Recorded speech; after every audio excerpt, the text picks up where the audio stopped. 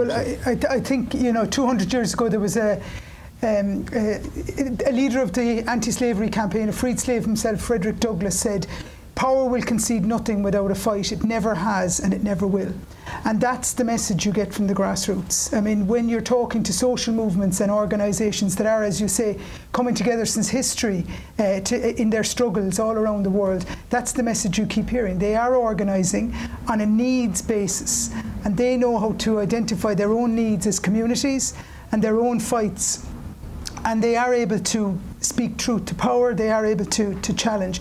And I think there is this paternalistic dimension to the kind of charity-based approach, and we've learned from that, and we know we've got it wrong. What we've seen in the last 10 to 12 years, as human rights has come to the very centre of the development movement, as human rights has come to the centre of social movements, we're talking about participation, where, you know, in Africa, in Asia, people talk to one another. They get strength from one another, they listen to one another, they engage with one another as communities. We're learning that again, anew, and we're bringing that principle of participation back into how we as big international organisations need to work, and I think that's fundamental, and of course that's a key principle of online communities.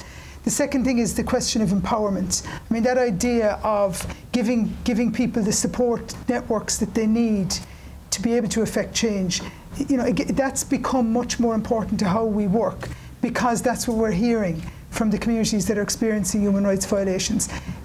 Building people's capacity to change their own lives is our mission now, and that's the way it has to be.